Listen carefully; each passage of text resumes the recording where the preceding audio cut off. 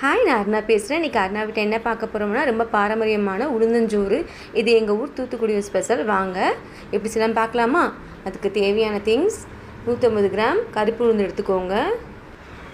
இப்போ அடுப்பில் ஒரு கடாயை வச்சுருங்க. கடாயை சுடனதுக்கப்புறம் உளுந்தம் பருப்பை அதில் போடுங்க. நல்லா வாசம் வர வரைக்கும் வறுத்து எடுத்துக்கோங்க. கருகிடக்கூடாது. நல்லா வாசம் வரும், நமக்கு அது தெரியும். இப்போது நல்லா வறுபட்டுருச்சு. இதை எடுத்து இப்போ நம்ம குக்கரில் ஆட் பண்ணிடலாம். இப்போ இதில் 1.5 கப் புழுங்கல் அரிசி ஆட் பண்ணிக்கோங்க. அரிசி வறுக்க வேண்டாம். ரொம்ப ஹெல்த்தியான ரெசிபி, இதை செஞ்சு பாருங்கள். இப்போ இதை நம்ம 3 to 4 டைம்ஸ் நல்லா வாஷ் பண்ணிடலாம். ஊற வைக்க வேண்டிய அவசியம் இல்லை, ஏன்னா நம்ம குக்கரில் தான் வேக வைக்க போகிறோம். இப்போ இது கூட 1/2 டேபிள் ஸ்பூன் ஜீரகம் ஆட் பண்ணிக்கோங்க. இந்த சாதத்துக்கு தேவையான கல் உப்பு ஆட் பண்ணியிருக்கேன். நீங்கள் எந்த உப்புனாலும் ஆட் பண்ணிக்கோங்க.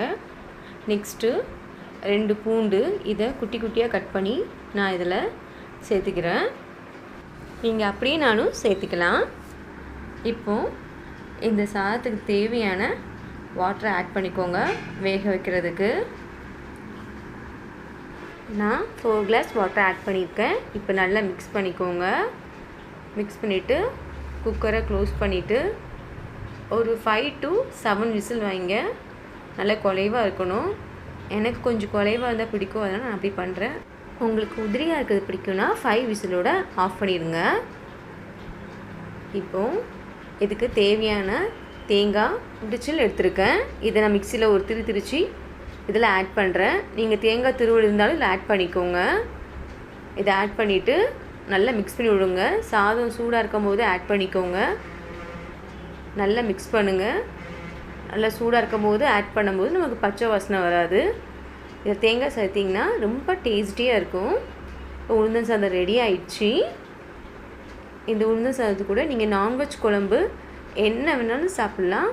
மட்டன், சிக்கன், ஃபிஷ் குழம்பு, கருவாட்டு குழம்பு எது வேணாலும் வச்சு சாப்பிட்லாம்.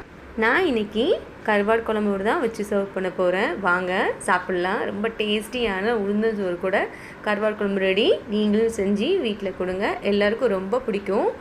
இந்த வீடியோ உங்களுக்கு ரொம்ப பிடிச்சிருந்துச்சுன்னா சப்ஸ்கிரைப் பண்ணுங்கள், லைக் பண்ணுங்கள், பெல் ஐக்கானை கிளிக் பண்ணுங்கள். தேங்க்யூ.